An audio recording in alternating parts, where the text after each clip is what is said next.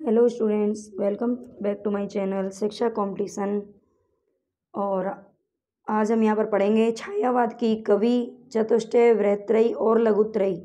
छायावाद के कौन कौन से कवि हैं जो आदर्श स्तंभ माने जाते हैं, और छायावाद के कौन से कवि वृहत्त्रयी में आते हैं और कौन से लघुत्रयी में आते हैं। तो यहाँ से क्वेश्चन ज़रूर पूछा जाता है हर परीक्षा में, और इनमें हम बड़े कन्फ्यूज भी हो जाते हैं, तो इसीलिए हम इसको ध्यान से देखेंगे। और अगर आपने मेरी लास्ट वीडियोस नहीं देखी हैं जिनमें मैंने छायावाद की विशेषताएं बताई हैं और द्विवेदी युग, भारतेंदु युग को भी हमने पढ़ा है, तो आप चैनल पर प्लेलिस्ट बना दी है मैंने, आप उस पर जा कर के सारी वीडियोस एक बार अगर देखेंगे तो आपका रिवीजन बहुत अच्छे से हो जाएगा। बाकी आप जो तैयारी कर रहे हैं उसको करते रहिए और बार बार रिवीजन करते रहिए।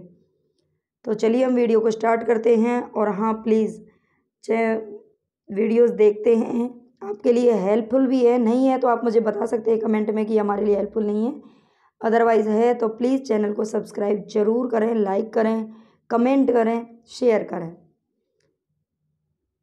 चलिए वीडियो को स्टार्ट करते हैं। छायावाद की कवि चतुष्टय में कौन कौन से कवि आते हैं, तो सबसे पहले हम यहाँ पर देखेंगे डॉक्टर कृष्णदेव झारी। डॉक्टर कृष्णदेव झारी के अनुसार छायावाद के 4 आधार स्तंभ माने गए हैं। 4 आधार स्तंभ यानी कि 4 कवि प्रमुख माने गए हैं। किसके अनुसार? डॉक्टर कृष्णदेव झारी के अनुसार। इनका नाम भी आपको याद रखना है, ये कई बार पूछ लिया जाता है। तो सबसे पहले यहाँ पर नाम आता है जयशंकर प्रसाद जी का। जयशंकर प्रसाद को, और इनके अलग अलग नाम भी दिए गए हैं। ये जो 4 आधार स्तंभ हैं इनको अलग अलग किसके नाम पर, हमारे जो देवता हैं उनके नाम पर इनको नाम दिए गए हैं। तो चलिए यहाँ पर हम देखेंगे इनका नाम, और ये किस दर्शन से संबंधित थे ये भी हमें याद रखना बहुत ज़रूरी है, ये बहुत बार परीक्षा में पूछा जाता है। तो सबसे पहले जयशंकर प्रसाद जी, इन्हें ब्रह्मा का स्वरूप माना जाता है। ब्रह्मा, और ये शैव दर्शन से प्रभावित थे। ठीक है, शैव दर्शन को करके ऐसा मत समझ लेना कि इनको शिव जी का रूप, नहीं, ये शैव दर्शन से प्रभावित थे और इन्हें ब्रह्मा का स्वरूप माना जाता है। सुमित्रानंदन पंत, सुमित्रानंदन पंत जी विष्णु कहे जाते हैं और ये अरविंद दर्शन से प्रभावित थे। ये आपको अच्छे से याद रखना है। अरविंद दर्शन से इनकी जो कविताएं थी वो प्रभावित थी। और सूर्यकांत त्रिपाठी निराला जी जो तीसरे नंबर पे आते हैं, इनको महेश और रुद्र भी कहा जाता है। क्या कहा जाता है? महेश। महेश का जो दूसरा नाम है रुद्र, शंकर, ये किसको कहा जाता है? तो सूर्यकांत त्रिपाठी निराला जी को कहा जाता है। और ये किस दर्शन से संबंधित थे?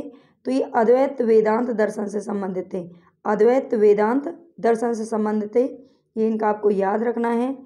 नेक्स्ट देखिए यहाँ पर महादेवी वर्मा जी चौथे नंबर पे आती हैं, यानी कि 3 इसमें पुरुष कवि थे और 1 महिला कवियत्री थी। तो महादेवी वर्मा जी को शक्ति या दुर्गा, आपको दुर्गा भी पूछा जा सकता है और शक्ति दुर्गा एक ही बात है। तो महादेवी वर्मा जी को शक्ति या दुर्गा का रूप माना जाता है। और बौद्ध दर्शन, ये इनकी जो रचनाएं थी वो किससे प्रभावित थी? तो ये बौद्ध दर्शन से प्रभावित थी। ये तो हो गए आपके दर्शन और इनके नाम।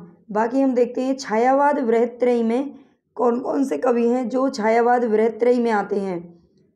वृहत का मतलब तो आप समझते होंगे, बड़ा होता है वृहत का मतलब, और लघु का मतलब छोटा होता है। तो छायावाद वृहत्त्रयी में जयशंकर प्रसाद, सुमित्रानंदन पंत और सूर्यकांत त्रिपाठी निराला जी, ये तीनों जो कवि हैं ये किस में आते हैं? वृहत्त्रयी में आते हैं। इनमें महादेवी वर्मा जी शामिल नहीं है। ये आपको अच्छे से याद रखना है कि वृहत्त्रयी में किसको नहीं रखा गया? महिला को नहीं रखा गया, है ना, क्योंकि ये तो हमारा जो समाज है वो पुरुष प्रधान है, तो इसलिए महिला को वृहत्त्रयी में नहीं रखा गया। ये आप इजीली याद रख सकते हैं इस तरह से। बाकी तो देखिए, याद करने के लिए तो बार बार रिवीजन तो करना ही पड़ता है। और नेक्स्ट देखिए यहाँ पर छायावाद लघुत्रयी में, छायावाद लघुत्रयी में कौन कौन आते हैं? लघु किसको बना दिया गया है? जो भी वर्मा हैं इनको वर्मात्रयी भी कहा जाता है। इनको क्या कहा जाता है? वर्मात्रयी भी कहा जाता है। तो ये है महादेवी वर्मा, राम कुमार वर्मा और भगवती चरण वर्मा। तीनों वर्मा हैं जो किस में आते हैं? लघुत्रयी में आते हैं, छायावाद की लघुत्रयी में। महादेवी वर्मा, राम कुमार वर्मा और भगवती चरण वर्मा। तो आई होप ये वीडियो आपके लिए बहुत ही हेल्पफुल रहेगी।